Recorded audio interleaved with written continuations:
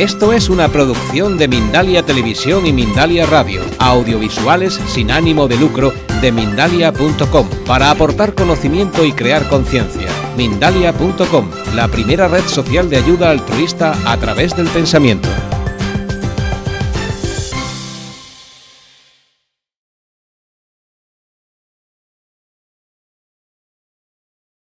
Guillermo desde Chile pregunta qué diferencia hay entre alma y espíritu. Bueno, Guillermo, buenas noches. Es una pregunta que muchas veces me han hecho en muchas conferencias, y es una pregunta a la que todavía no le he encontrado la respuesta. Hay diversas teorías, pero es algo que para mí al día de hoy todavía no es primer punto de estudio, ¿no? Yo quizás sea más básico todavía. No sé si cuando hablas de alma o hablamos de espíritu o de espíritu y alma hablamos de lo mismo, pero algo tiene que ver con el mismo ser, no me cabe la menor duda. No sé si es que el alma es un estadio diferente en el ser a cuando hablamos de espíritu. No lo sé. Yo solamente sé, y estoy centrado ahí en mi trabajo, en que cuando llega la muerte, el cuerpo muere y el alma sale, porque es inmortal, porque sigue viviendo. Que quizás sea erróneo por mi parte llamarle alma y quizás le tendría que llamar espíritu, no lo sé al día de hoy. Pero imagino que en tiempos venideros próximos pues llegaré a poder dilucidar con exactitud si es que hay alguna diferencia entre alma y espíritu. Pues Pilar Rojo desde España quiere saber si hay algún problema en incinerar a una persona fallecida antes de 72 horas. Bueno, Pilar, buenas noches. Verás, lo que yo sé sobre este tema de la muerte, del alma, la inmortalidad del alma, lo sé gracias a unos maestros muy peculiares que tengo con mucha frecuencia conmigo, que son mis pacientes. Todo lo que yo sé, lo sé a partir de la experiencia con ellos, trabajando en regresión, lo que ellos me cuentan, lo que su alma me van descubriendo, desde su alma me van descubriendo. Todavía no he tenido la ocasión de poder trabajar en regresión en vida pasada con alguien que haya sido incinerado. Imagino que cuando algún día tenga la ocasión de tener con un paciente este tipo de experiencia, podré saber algo más y aportar algo más a esa respuesta que tú buscas, ¿no? De que cuántas horas hay que tener, digamos, de respeto, o sea, de cadencia o de espacio, mejor dicho, para incinerar a un ser humano que ya ha fallecido. Pues muy bien. Celia también desde España. Espera que si me hay muchas preguntas y se me ha bendito.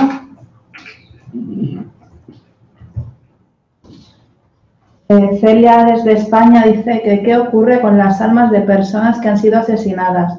¿Son conscientes de su muerte o la violencia del acto les bloquea y quedan perdidos?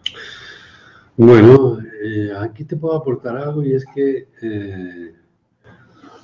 trabajando en terapia regresiva, cuando un paciente revive una muerte violenta en una vida pasada, el comportamiento es muy similar al que, por ejemplo, muere por otro motivo, ¿no? Por muerte natural, ¿no? Es muy similar, porque es inmediato. Cuando se produce la muerte, es inmediato, una vez producida la muerte, que el paciente te dice, estoy viendo mi cuerpo. O sea, la experiencia extracorpórea es inminente ahí.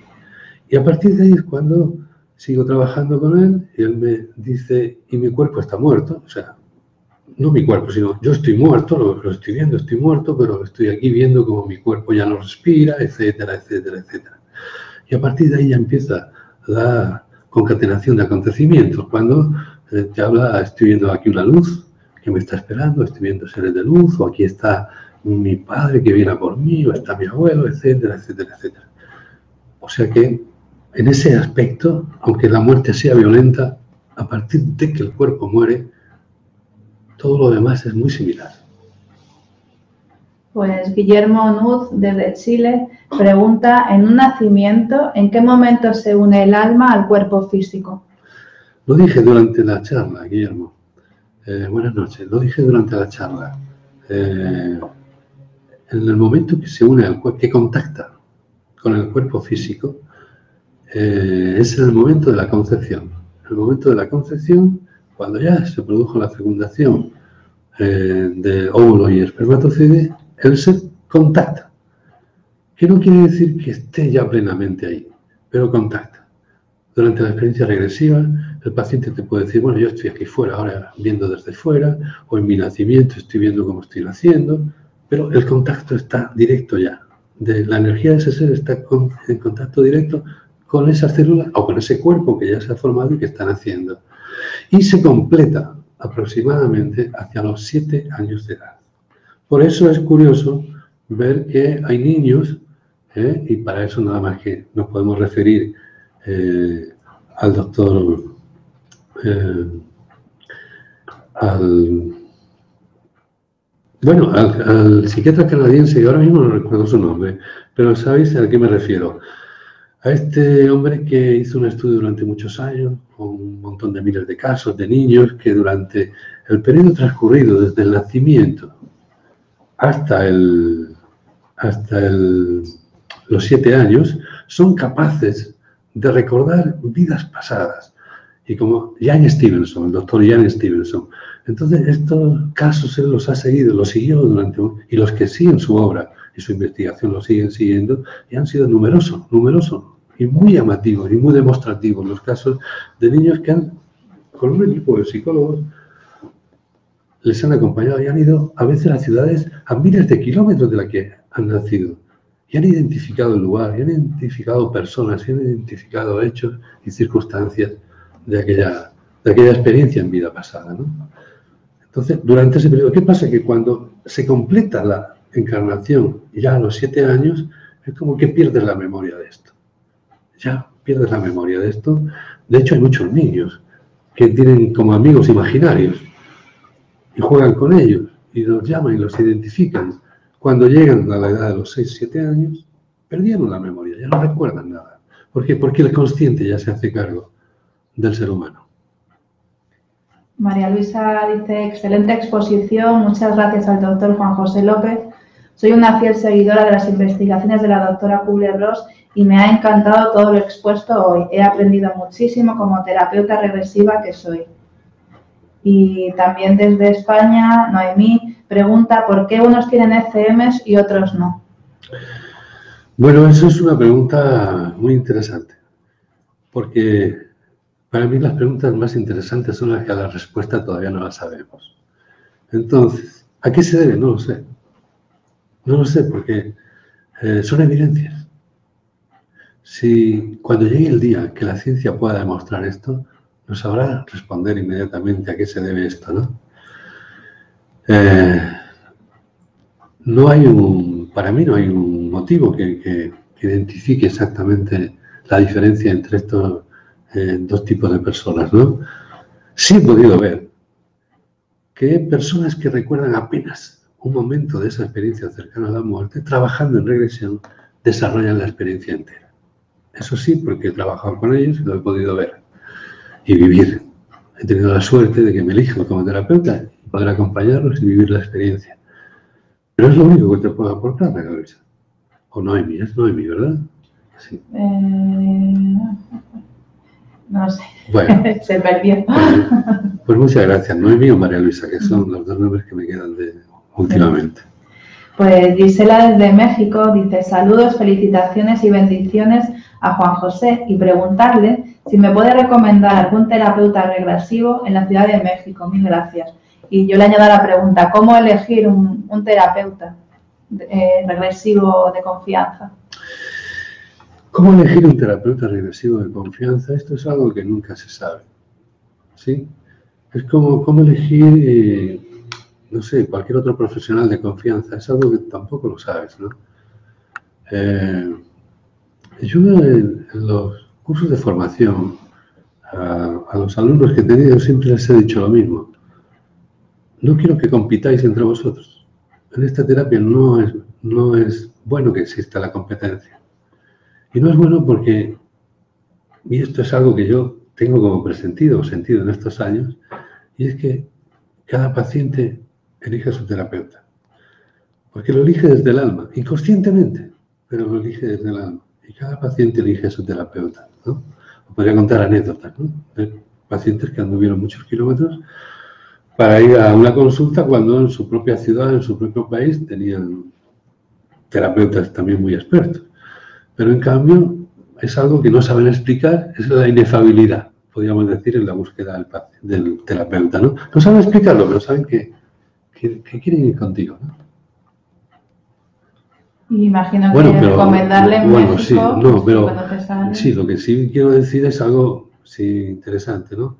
Y es que sí se informen de algo, y es con quién se ha formado ese terapeuta.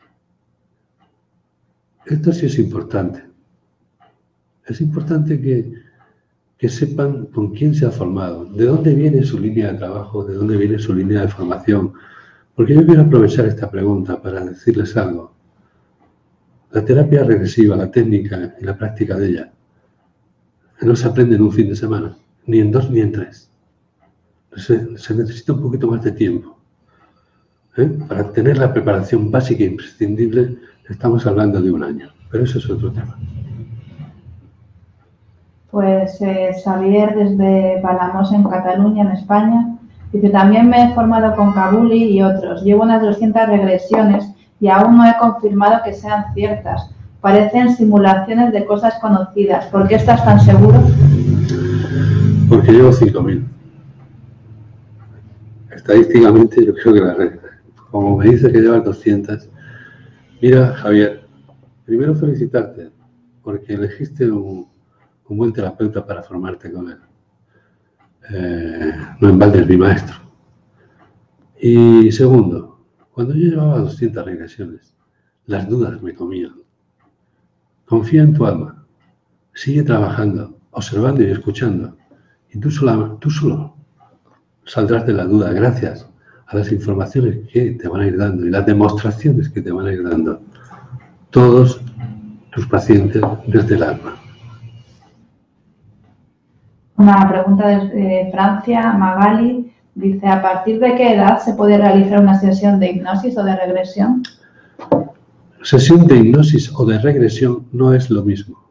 Yo desconozco la hipnosis y de hecho no sé practicar la hipnosis, ¿vale? No es lo mismo. ¿A partir de qué edad? Yo ya he dicho antes, bueno, y abundando en esta diferencia, que nadie malinterprete mis palabras, que yo no estoy en contra de la hipnosis, ni mucho menos. Yo jamás ni opino siquiera de lo que no conozco. Y no la conozco. Sé de personas, incluso conocidos míos, que haciendo hipnosis también el paciente está en estado expandido de conciencia. Mi pregunta es, quizá el paciente esté en estado expandido de conciencia porque ya está en contacto con esa emoción y no hace falta que se le haga hipnosis, simplemente hay que decirle qué está pasando. Tener un poquito de paciencia, esperarlo a que él abra la experiencia por sí solo, ¿no? ¿A partir de qué edad? En mi experiencia, lo más jovencito con lo que trabajé fueron con 14 años, me parece.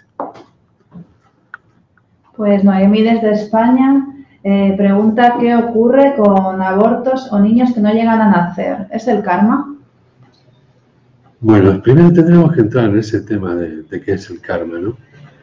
Pero niños que abortos, imagino que abortos espontáneos se refiere. No especifica. Sí. Bueno, abortos espontáneos en niños que no terminan de nacer. Pues cuando he trabajado con pacientes que han revivido ese tipo de experiencias, cada uno tiene una razón muy contundente para hacer esto, ¿no? Algunos recuerdo que me han dicho, bueno, no estaba dispuesto a poder hacer frente a lo que me esperaba en esta experiencia de vida. Otros me han dicho, bueno, es que estoy generando aquí una enfermedad por el motivo que sea, sí, que no me va a dejar llevar una vida normal en ese cuerpo y no merece la pena. Entonces, prefiero marchar de nuevo a la luz. Lo más importante es que ellos tomen la determinación, en la mayoría de los casos, y la determinación que toman es, ahora me voy, pero vuelvo. Sí. Darío, desde Argentina, pregunta, ¿cuál es nuestro propósito al nacer? Bueno, nuestro propósito al nacer, Darío, buenas noches desde la Argentina. Déjame decirte algo, me encanta la Argentina. Pero en tu pregunta, ¿no? Cada uno tenemos nuestro propósito. Y cada uno tiene su propósito y es diferente al del otro. Cada uno tiene un propósito de encarnar para hacer esto, hacer aquello, para aprender, para enseñar, para dedicarme a... Y luego hay lo que podríamos decir un propósito más general, ¿no? ¿Cuál es el propósito del alma? ¿Para qué necesita el alma encarnar en un cuerpo físico? Bueno, para vivir una experiencia donde aprender, donde evolucionar, donde crecer. Para que, según parece, llegue el momento de la muerte y desencarnes, poder seguir creciendo en la evolución espiritual, como ser espiritual. O sea, crecer, evolucionar más como ser espiritual. Carmen, desde España, precisamente sobre esto, dice, ¿crees que las ECMs son solo una llamada de atención para regresar a tu mundo espiritual? No termino de entender la pregunta. ¿Una llamada de atención a quién? Hacia ti mismo para ser consciente de tu parte espiritual. Ah, ya, puede ser. No digo que no, porque ten en cuenta que en el planteamiento que tenemos en este mundo, en esta sociedad, y no digo España cuando me refiero a esta sociedad, me refiero a la sociedad mundial, pues a veces necesitamos que nos venga un toque por algún sitio. Quizá, pero claro, eso requiere algo, y es que si te viene el toque, como tú dices, tú tienes que prestar atención al toque. Es decir, tú tienes que, como yo decía antes, poder escuchar y observar observar la evidencia que hablábamos antes, porque por ahí te va a venir el toque. Ahora depende de que tú lo recepciones o lo dejes pasar, porque esto siempre va a ser el uso de tu libertad, siempre va a ser tu voluntad. Pararte, mirar la evidencia, escuchar a ese señor o a esa señora que han tenido una experiencia cercana a la muerte y te están contando, ¿qué te están contando? Si para ti te cuentan milongas, pues hablamos de otra cosa. Ahora, si para ti te cuentan algo que te está llegando, que te está tocando, que te está recordando quizá aquella muerte de aquel familiar que decía algo que tú no entendías y ahora este te lo viene diciendo de otra manera, cuando te hace mirar. Entonces es cuando va a ser válido. Va a ser válido para ti, ¿por qué? Porque como tú bien dices, te están dando el toque para que te des cuenta que todo este lío, toda esta vida no termina en la muerte. Para que te des cuenta, para que tengas un testimonio ahí, a pie de obra, delante de ti, contigo, que te está diciendo en qué consiste. Pues Ori, desde Córdoba, en España, pregunta si las fobias, agorafobia, trastornos de pánico, etcétera, pueden venir de traumas sufridos en otras vidas. Gracias. Sí. Y de hecho, lo he podido ver con alguna frecuencia en la terapia regresiva, ¿no? Y no solamente de otras vidas, porque a mí me llama mucho la atención, ¿no? Cómo atrae, ¿no? Atrae la palabra vida pasada. Es algo como espectacular, ¿no? Con el mejor sentido de la palabra y con todo mi cariño, ¿no? Pero la terapia es terapia regresiva. Y dentro de la terapia regresiva hay una sección, podríamos decir, hay una sección en la que entran muchos pacientes, muchísimos pacientes que identifican esa experiencia como vida pasada. Pero no es la vida pasada la estrella de esto, no. Y te digo esto porque hay muchas fobias, agorafobias. Yo tengo pacientes con agorafobia y en mi primer libro sale publicado un caso de un paciente con agorafobia, con 46 años, que la salvó, o sea, la venció esa agorafobia a partir de una experiencia regresiva, pero no en vida pasada, sino en un trauma que vivió cuando estaba en el vientre de mamá. Y así se solucionó su problema. Esto no quiere decir ahora que pasemos al otro extremo absolutista, de decir, bueno, ya está claro, todas las agorafobias se solucionan con terapia regresiva. No. Hay agorafobias que yo he vivido que se han podido solucionar. Eso no quiere decir que se vayan a solucionar todas. Y aprovecho esto, ya que hablo, para que no se me olvide decir algo. Y es que la terapia regresiva no es ni más ni menos que una terapia, simple y llanamente, que viene a ocupar su sitio. Bueno, no, siempre lo ocupó, pero que ahora viene a ocupar su sitio. Y con ella podemos arreglar, podemos ayudar a los seres humanos en según qué cosas.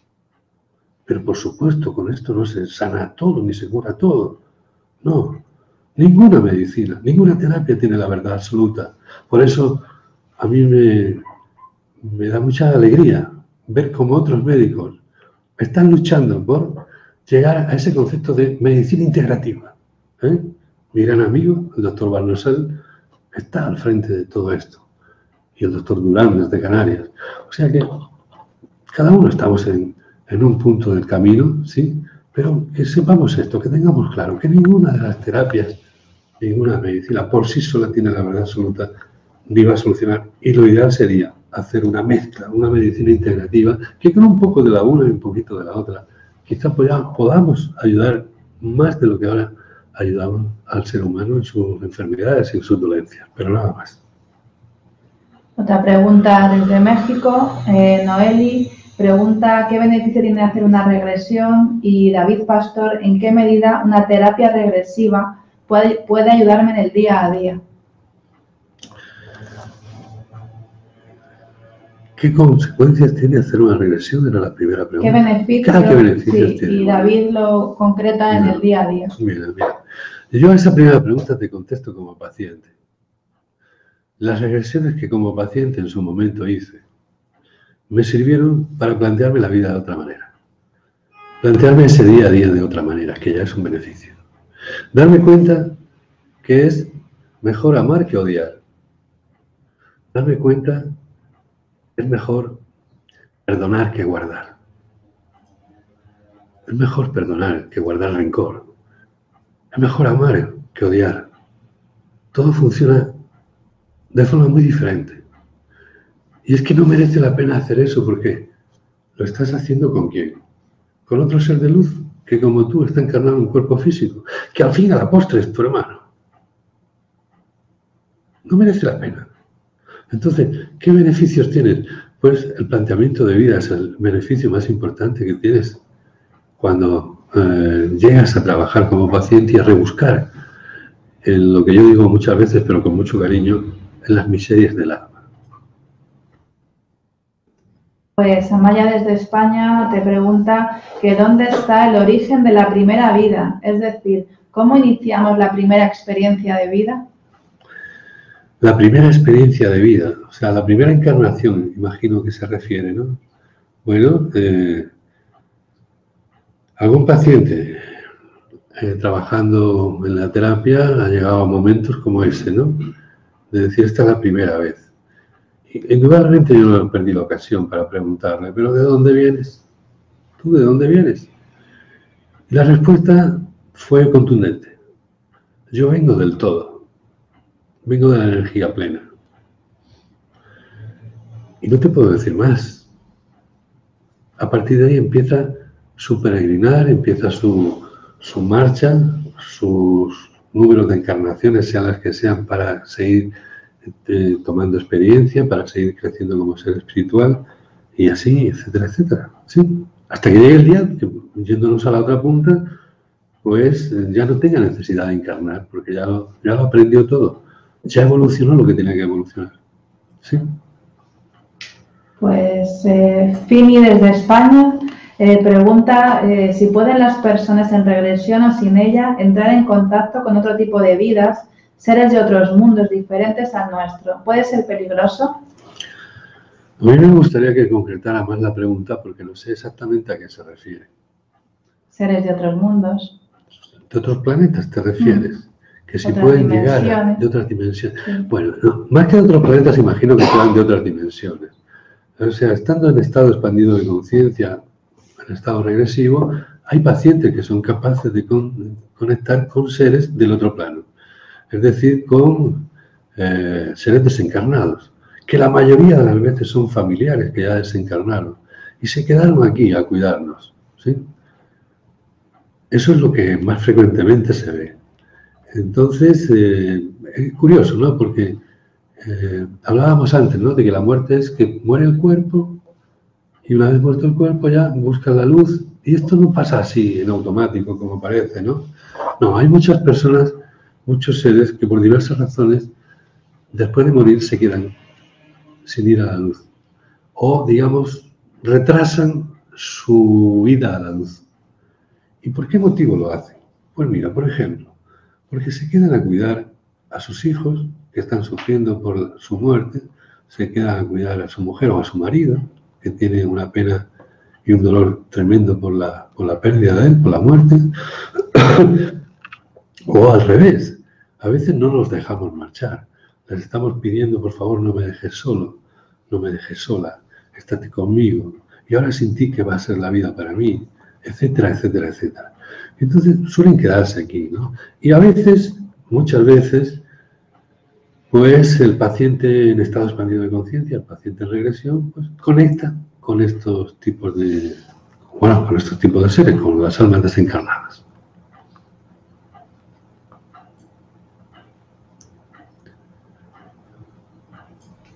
Esther dice, hola Juanjo, sobre este tema que hablabas, cuando alguien muere, ¿puede seguir enviando señales a sus familiares si estos son interlocutores válidos?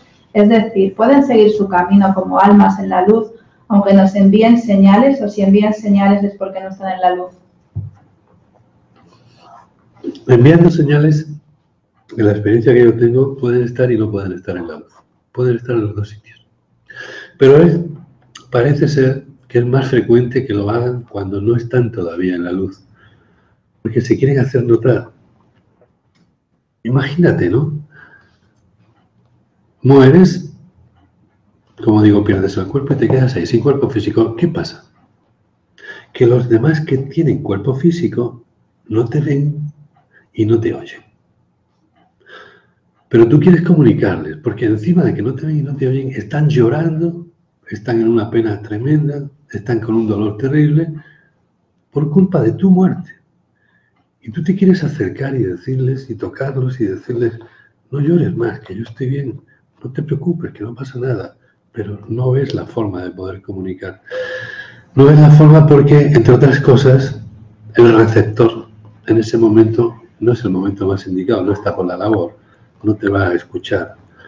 Y el sufrimiento tuyo, yo siempre digo lo mismo, este tipo de seres en realidad están en la oscuridad, pero no en la oscuridad en la oscuridad de la confusión, están confusos, nadie me habla, nadie me escucha, ¿sí? Sobre todo si la muerte ha sido una muerte inesperada, que de pronto estás con el cuerpo y de pronto el segundo siguiente estás sin el cuerpo. O si ha sido una muerte con obnubilación, como puede ser, pues no sé, una sobredosis de droga o un envenenamiento. Entonces, estos seres están todavía más confundidos. Imagínate, llegan a la casa, ¿no? Son muchos, numerosísimos los casos que se cuentan, ¿no? De casas encantadas. ¿Qué es una casa encantada? En realidad una casa encantada es una casa en la que hay residentes invisibles. Es decir, hay seres que o vivieron en esa casa, o eran los dueños de esa casa, o están ahí pidiendo ayuda a alguien que le explique qué pasa. Y como no somos capaces de recepcionarlos, porque no los escuchamos, no los oímos, no los vemos, pues igual ellos te mueven un cuadro, por decir algo, te apagan y te encienden la tele, o te abren y te cierran una puerta, o te apagan y te encienden una luz. ¿Y qué es lo que tú sientes entonces? Pues miedo, mucho miedo. Con lo cual, pues estás menos receptivo todavía para poder contactar con ellos. Javier dice, mi hijo es autista, ¿puedo contactar con él en una regresión? No lo sé, Javier. Sinceramente no lo sé. Y no lo sé porque no he tenido todavía la experiencia de trabajar en una situación como la que me planteas, ¿sí? En esta terapia, como he dicho hace un momento, a priori, yo, terapeuta, no sé nada. Todo lo que sé y aprendo es a través de mis pacientes, con lo que ellos me cuentan en sus experiencias. Raquel, desde España, cuenta una historia muy bonita. Dice, mi hija de 7 años me ha explicado varias veces con detalle cómo fue el momento de la concepción. Dice que su mejor amiga y ella eligieron colores diferentes. Un señor les dijo, vamos, es la hora de marchar, y se lanzó por el tubo, pero por el tubo lila a toda velocidad. ¿De qué lugar me está hablando mi hija? Bueno, lo ideal sería preguntárselo a tu hija y preguntárselo en el momento adecuado para poder trabajar en regresión con ella, porque esa respuesta solamente la sabe ella. Los demás que intentemos o intenten opinar sobre eso están elucubrando nada más. Ojalá nos pudiéramos acordar todos de estas cosas de manera natural. Hombre, yo creo que si nos pudiéramos acordar todos de manera natural, que quizá llegue el día, no lo sé, pero el mundo sería de otra manera. El mundo sería de otra manera porque nos reconoceríamos de haber estado en vidas pasadas y haber sido amigos o haber sido enemigos, y sobre todo darnos cuenta de eso, de que el amor es lo que lo nivela todo. La mayor arma es el amor, para ponerlo todo en su sitio, no para destruir. ¿Sí? Y esto es algo que podríamos experimentar en el día a día, porque yo lo digo aquí, me parece grandilocuente lo que estoy diciendo, la paz, el amor, la energía del perdón. Pero si esto lo podemos poner en práctica todos los días y podemos experimentar por nosotros mismos si funciona o no. No hace falta ir por ahí parando a la gente y... No hace falta ni verbalizarlo, simplemente, mentalmente, en tu lugar de trabajo, en tu lugar de reuniones, en donde tú quieras. Solamente mentalmente a los miembros, a las personas que estén ahí en tu trabajo, en las reuniones o en tu club de ocio, mentalmente mandarle la energía del perdón y amarlos, ¿no? No fijarte en que fíjate ahora cómo viene, qué se habrá creído bueno, vamos. Si estos supieran de dónde viene y lo que era su padre, pero bueno, es que siempre andamos por ahí, siempre andamos buscando a ver por dónde cojea al que tenemos de frente. Y se trata simplemente de pasar de todas esas tonterías y poder mandarle, irradiarle la energía de amor, y si te hace algo no te preocupes, pues ya le perdonas tú. Verás cómo la energía de ese amor eres tú el más beneficiado de ella. Porque el que tienes enfrente es como un espejo. Lo que le mandemos a un espejo, el espejo nos lo devuelve. Entonces, insisto, esto es algo que tú puedes comprobar por ti mismo. Ahora, ¿que prefieres seguir o preferimos seguir en la marcha que llevamos? Pues siempre es elección tuya, decisión tuya y uso de tu libertad y ejercicio de tu voluntad y nada más. Pues Esther dice, hola Juanjo, ¿podrías hablarnos de cómo la ciencia podría implantar este tipo de terapias en los hospitales? Tanto para los pacientes como para sus familiares, este tipo de información y terapias en un hospital ayudaría mucho a cambiar la actitud con la que se encajan ciertos diagnósticos. Sí. Esto es algo ahora mismo que lo puedo titular lamentablemente como una utopía. Este tipo de terapias, terapia regresiva, que es de la que yo entiendo y la que estamos hablando, terapia Reiki. Fijaros, por ejemplo, en la terapia Reiki. Hay una diferencia tremenda entre las distintas comunidades autónomas de este país. Gracias a Dios, ahí en Madrid, por ejemplo, hay, no sé, son 4 o 5 hospitales, que yo sepa, que desde hace ya 5 años están aplicando la terapia Reiki a enfermos terminales. Aunque sea un concepto compasivo, deberíamos aceptarlo, porque estamos hablando de terapias que no tienen efecto secundario, que cumplen ese primer mandamiento del médico, primum non nocere, primero no hacer daño, que cumplen todas esas condiciones, aunque sea de forma compasiva. ¿Por qué no se aplican? Y además lo están aplicando sobre todo personal voluntario, gratuitamente, altruistamente. Pues aún así, pues todavía hay comunidades autónomas, todavía hay profesionales de la medicina que no sirvan mis palabras, estas palabras mías de crítica hacia ellos. No, no, no, no. Son personas que están viviendo su propio proceso también. Y como antes decía una de las oyentes, que te tienen que dar el toque, pues a veces han llevado toques y no han hecho caso o todavía no le han dado el toque. Entonces son personas que están en su pleno derecho de vivir su propia experiencia y de rechazar lo que sienten, que no entienden o incluso en la intimidad reconocen que les da miedo. Pero insisto, aunque fuera de esa manera, y volviendo a esa diferencia, en Madrid están haciéndolo. Miguel Servet, el Hospital Miguel Servet de Zaragoza, también está aplicando terapia Reiki. En Barcelona también está aplicando terapia Reiki.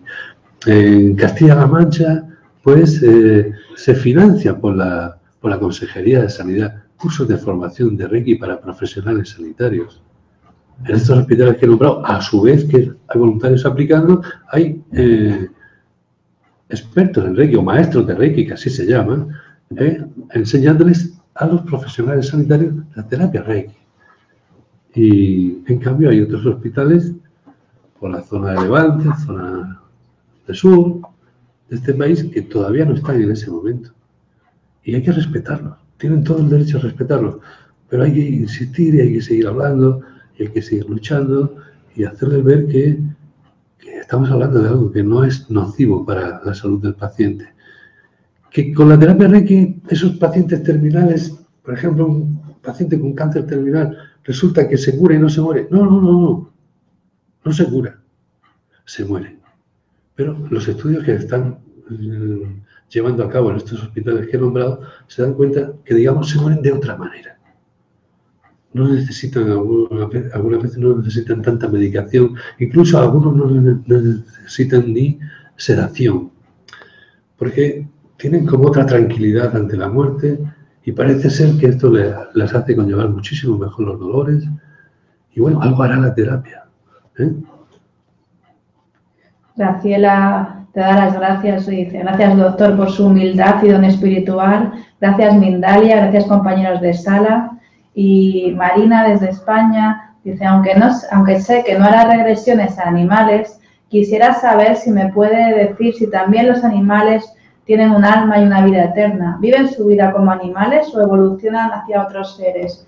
Y también otra persona preguntaba, Julia también, si existe la vida pasada vivida en animales. Bueno, se pueden juntar las dos preguntas en una sola, ¿verdad? Claro. La experiencia que yo os puedo aportar, como vengo diciendo a lo largo de esta noche, y siempre lo diré y lo insistiré, lo poco que yo sé, o lo mucho que sé, no sé si sé mucho o sé poco, pero lo que sé de esto, se lo debo a mis maestros, se lo debo a mis pacientes.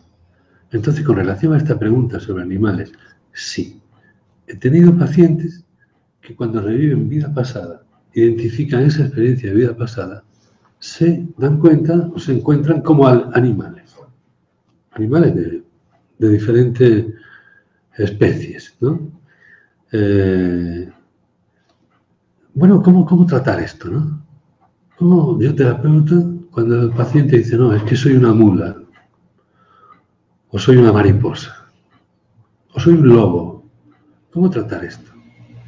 Pues igual, exactamente igual que cuando es un ser humano. Exactamente igual. Es decir, yo, terapeuta, ¿qué tengo delante? Un paciente que me está hablando de una experiencia en un cuerpo físico. Tenga 4 patitas o tenga 2 piernas. Lo que yo como terapeuta tengo que tratar de trabajar ahí es ver dónde está el origen de ese disturbio emocional que todavía le está molestando a él en su encarnación actual. Repito, me da igual que el cuerpo sea de animal o de humano, porque el proceso es el mismo, la terapia es la misma. Buscar el origen, ver los traumas vividos durante esa vida pasada y hacer efectivo el fin principal de esta terapia regresiva, que es hacer consciente lo inconsciente a nivel físico. a nivel mental y a nivel emocional, para traerlo al presente, hacer consciente. Por eso, y aprovecho para, si alguno tiene duda, durante la terapia regresiva el paciente tiene que estar consciente, absolutamente consciente, para poder hacer precisamente esto que acabo de describir. Entonces, insisto, sé que esta respuesta a algunos me va a posiblemente hacerme otra pregunta, que ya me la han hecho muchas veces, y es que en las religiones orientales establecen como un proceso evolutivo en las encarnaciones, como que primero somos piedra, o sea, mineral, después somos vegetal, después somos animal. Dentro de los animales, quiero recordar haber leído que dentro de los animales es el caballo que más se aproxima ya a la siguiente experiencia como ser humano. Y yo no voy a discutir eso, porque no lo sé. Quien lo afirme, lo diga, lo escriba, será porque tiene experiencia para decirlo. Mi experiencia varía en ese punto. Varía en ese punto porque mis maestros, mis pacientes, me han demostrado que han tenido vida como ser humano, vida como animal, y ahora cuando están en mi consulta, vida como ser humano. O sea que no sé por qué creo pensar, y esto es un pensamiento mío, y es que el ser, nosotros los seres humanos, que en realidad somos seres espirituales, seres encarnados aquí, hacemos uso de nuestro libre albedrío desde el primer momento. Y nosotros elegimos. Antes decía alguien, ¿cuál es el propósito del alma? Pues en este caso vivir una vida, una experiencia como animal. ¿Para aprender qué? Pues lo que tengas que aprender. O para pagar un karma. ¿Y el karma quién se lo ha puesto? ¿Quién pone ese castigo a ese ser? ¿La energía universal? ¿Dios? O, bueno, cada uno que lo llame como quiera. Yo, como me enseñaron desde chiquitillo a llamarle Dios, pues no lo ha puesto Dios, no lo ha puesto esa energía universal, no. Te lo has puesto tú. Te lo has puesto tú, ¿por qué? Porque cuando desencarnas, pasas revista a tu vida y ves dónde fallaste o dónde acertaste. Y en función de eso te planteas la siguiente encarnación para corregir o para aumentar en tu experiencia, en tu aprendizaje, como decíamos antes, para que al desencarnar evoluciones más como ser espiritual. Bien, pues ese es el tema. Tú eliges venir como animal, tus razones tendrás. ¿Sí? Susana García, desde Suiza, dice, confirmo sus palabras, soy maestra y desde que he cambiado mi energía tras tener una enfermedad, los niños me miran con luz en los ojos. Gracias por tus palabras. Y María, desde Madrid, pregunta, ¿qué vínculo tiene una persona que nace al año siguiente de la muerte de su abuela y le ponen el mismo nombre? Bueno, en realidad lo dije hace un momento, ¿no? Para contestar esa pregunta, yo tendría que trabajar en regresión con esa persona, o esa persona conmigo, como quieras. ¿Por qué? Porque él me lo va a decir. Yo no lo sé, a priori. No te puedo decir lo que, no sé si te gustaría o no escuchar, ¿no? Pensar, es que es posible que sea la encarnación de la abuela. Todo es posible. Para el alma, para el ser, todo es posible. Cualquier cosa que tú te imagines puede ser. Pero para mí en particular, la única forma, el único camino que tengo para comprobar o corroborar algo es trabajando con el paciente. Y él me va a descubrir, él me va a enseñar. Y él me va a decir en realidad eso que es. Y lo va a poner todo en orden. Algunas personas preguntan que dónde haces terapia y aprovechamos para que les digas cómo pueden contactar contigo. Bueno, la mejor forma de contactar sería entrar, por ejemplo, en la web de la editorial, porque ahí está mi agenda y ahí están todos mis datos. En la web de la editorial de los libros. Vamos a ponérselo en el chat para que puedan... Tú la tienes, la puedes pasar, sí, ¿no? La voy a pasar. Sí, ellos entran, ahí está mi agenda, están todos los datos nuestros. ¿Sí? Pues Mariano desde España pregunta ¿qué opinión tienes sobre las experiencias negativas de sufrimiento después de haber fallecido teóricamente? Gracias. Pero teóricamente entiendo que será porque no fallecemos. De las experiencias negativas que han tenido de sufrimiento, algunos pacientes que han pasado por la experiencia cercana a la muerte. Imagino que se refiere a eso. O después, o si han muerto y luego en regresión lo han recordado, también puede ser. Es muy bajo el porcentaje, pero existe. Existe, aunque es muy bajo, existen algunos casos de pacientes que han tenido experiencias cercanas a la muerte que no han sido agradables, en las que han pasado miedo. ¿Sí? La mejor forma es trabajar con ellos, como digo, para ver qué pasó ahí, ¿no? Yo he tenido la ocasión de trabajar con dos. Y lo que ha pasado en esa experiencia es que, efectivamente, después de ese episodio de miedo por un lugar determinado en el que se encontraba el paciente, apoyándolo y ayudándole y trabajando en regresión, descubrió que eso era pasajero. Y después de esa experiencia venía la luz también. ¿Sí? Carmen desde España pregunta si después de cada sesión se debe devolver la conciencia al día actual. Sí. Sí, porque esto es una pregunta muy interesante, ¿no? Porque el paciente, como he dicho antes, está trabajando en regresión y está en estado expandido de conciencia. ¿Y eso qué quiere decir?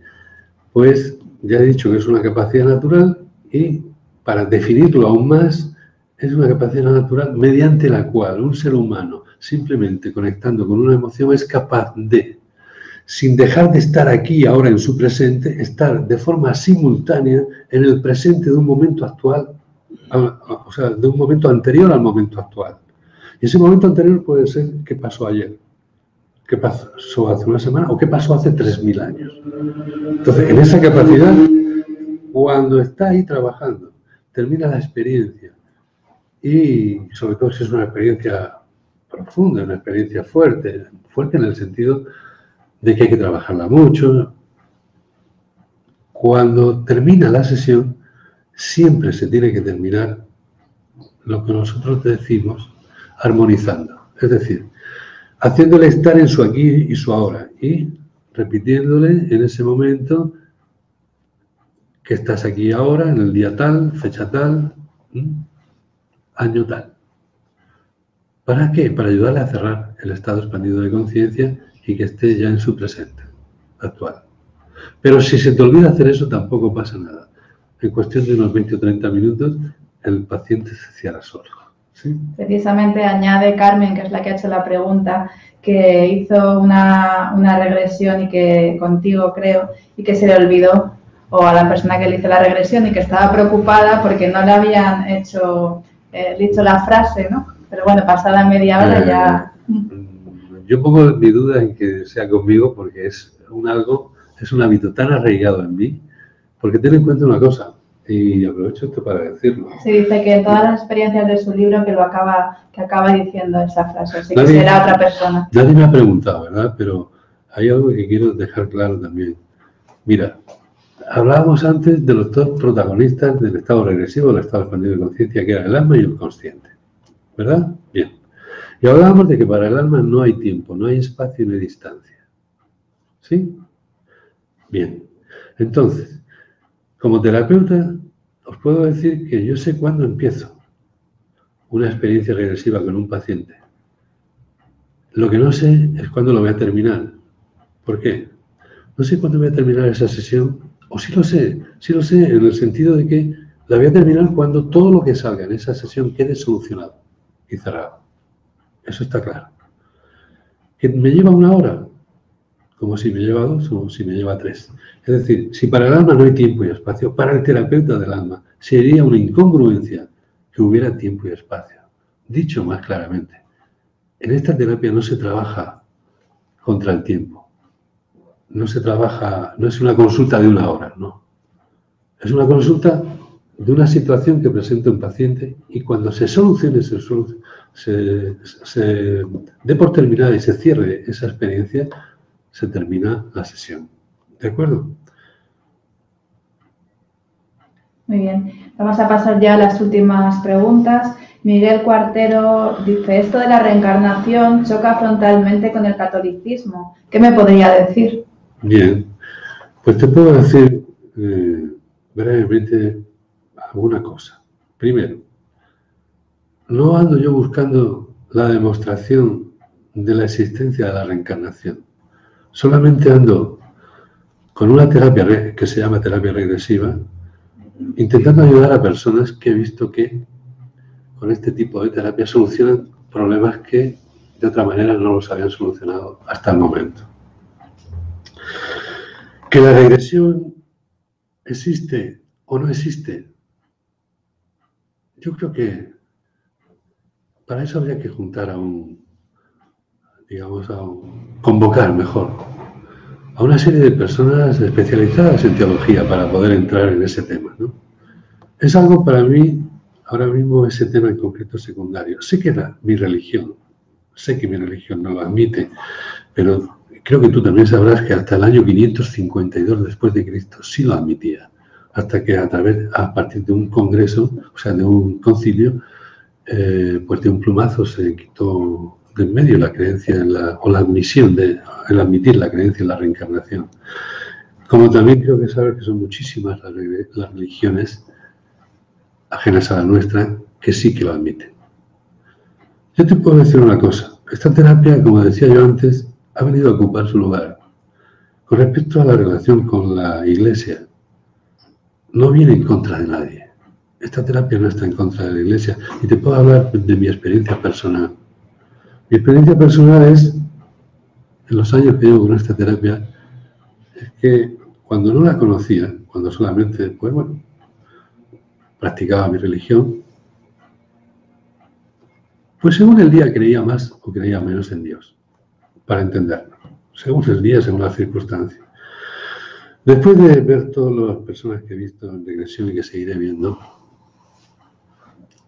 te puedo decir que mis maestros, mis pacientes que tanto he nombrado aquí, en sus experiencias a través de ellas me han ayudado, ¿sabes a qué? Hoy en día no tengo duda ninguna de que Dios existe. Pero ninguna duda de que Dios existe. Y sería un tema largo para explicarte en base a qué, en base a cómo he llegado a ese convencimiento, ¿no? Y a esa seguridad de que Dios existe. Y es simplemente observando a las personas en regresión. Me ha ayudado a llegar a este punto. Encarni dice, muchas gracias Juan José por compartir con todos nosotros tus reflexiones. Y María José pregunta si puede ayudarse a pasar al otro lado y evolucionar a un paciente en coma irreversible. Sí, se puede pasar a un paciente en coma irreversible, se puede ayudar a pasar a un paciente bajo sedación, se puede ayudar a pasar a un Alzheimer. Y te recomiendo y permíteme que te lo haga. En mi segundo libro hay un caso que para mí fue una gran lección. Y fue cuando me llamaron una compañera y amiga para que atendiera a su mamá, que estaba a falta de unos días. De hecho, la vi el jueves y murió el lunes. Para mí fue una gran lección porque su mamá tiene un Alzheimer ya de varios años de evolución, en un grado ya altísimo. Y la vivencia que yo tuve con aquella mujer, te repito y te insisto, fue para mí una lección tremenda, porque te he de confesar una cosa. Yo fui a verla porque era quien era y era la madre de quien era. Si no, lamentablemente hubiese puesto una excusa. Porque yo que entonces me creía, y esto estamos hablando del año 2009, que ya estaba en un nivel con una apertura mental total, sin límites, me di cuenta que no. Me di cuenta que cuando ella me llamó yo pensaba, pero ¿a qué voy yo a hablar con esa mujer? ¿Cómo le acompaño en la muerte si no me entiende, si tiene un Alzheimer? Bueno, no entro en más detalles. Si tienes ocasión, mira el caso y verás qué gran lección me dio como la compañera, que decía antes lo del toque, ¿no? Qué gran toque me dio el universo a través de ese caso. Y siempre se lo agradeceré porque me ayudó a abrirme más y a aprender mucho más. Manera de lo que me has dicho, de cómo ayudar, ¿no? al enfermo ya terminal, consideración, no parar de hablarle. ¿Pero hablarle de qué? De hablarle de un conocimiento que tú tienes que tener y un convencimiento, porque como la ciencia no lo puede demostrar, ahora es más convencimiento que conocimiento. Tienes que tener sobre qué pasa durante el fenómeno de la muerte, ¿sí? El proceso de la muerte. Y que ya no me salía la palabra. Bien, la última pregunta es de Julia. Dice, tras un aborto natural, ¿ese alma se puede quedar con su mamá hasta que vuelva a concebir, pudiendo observar y ver lo que ella y las personas cercanas a ella viven? Para ver y observar lo que las personas cercanas a ella viven, no hace falta que se quede junto a su mamá. Recuerda que para un alma que no tiene cuerpo físico, no hay tiempo, no hay espacio y no hay distancia. Y es mejor que esté en la luz hasta que surja la posibilidad de que te vuelvas a quedar embarazada y ese ser decida volver a elegirte como mamá y volver a engendrarse en tu vientre. Pues muchísimas gracias a todos. Han sido cerca de 1000 personas de distintos países los que han asistido a esta conferencia. Alfredo. La conferencia de Juan José López Martínez, que es un terapeuta en terapia regresiva con más de 5.000 regresiones de pacientes documentadas y dando cursos desde el 2009 y de formación de terapia regresiva por toda España. Agradecer su presencia hoy en Mindalia en directo. Como dice Eva, agradecer a todos ustedes su presencia en distintos lugares del mundo, presencia que podemos sentir desde Mindalia en directo, y recordarles que el próximo lunes, de lunes a viernes, volveremos a tener otra nueva conferencia a las 9 de la noche en punto horario español. También pedirles que entren en Mindalia Televisión para poder reconocerse en cualquiera de los más de 3.000 vídeos que hay a disposición de forma gratuita de todos ustedes y poder resonar con cualquiera de ellos, aprender y evolucionar con el conocimiento que allí muchísimas personas, especialistas, maestros o doctores como el que hemos tenido hoy aquí pueden darle. Último minuto para despedirse, doctor. Pues, ¿qué quieres que te diga? Que estoy encantado de estar aquí con vosotros, que para mí ha sido una experiencia increíble y novedosa el hacer una conferencia ante 3 personas que veo y más de 1000 que no veo. Y al no verlas y no ver sus expresiones, pues a veces como te quedas así, fijo y mirando a la cámara, ¿no? Y bueno, es una experiencia que os agradezco mucho, sobre todo la deferencia que habéis tenido de contar conmigo, invitarme a venir. Bueno, que no era invitarme a venir, era hacerlo desde casa, pero ya os confesé que informáticamente estoy en un nivel bajo cero, que casi, ¿no?, en comparación con vosotros, y preferí venir aquí, porque cuando hago una entrevista así, que no entrevista o hago una charla así, a mí me gusta ver las caras de la gente que está conmigo. Pues esperamos que nuestras caras hayan servido de reflejo de las 1000 caras que no se ven, pero que se sienten y que resuenan con todas las palabras y la información que ha dado usted esta noche. Muchísimas gracias. Gracias a todos ustedes y nos volvemos a encontrar en Mindalia Directo, en Mindalia Televisión y, como no, entren en Mindalia.com, la red social de ayuda por el pensamiento. Buenas noches, buenas tardes a todos los que han participado en esta conferencia de hoy. Gracias.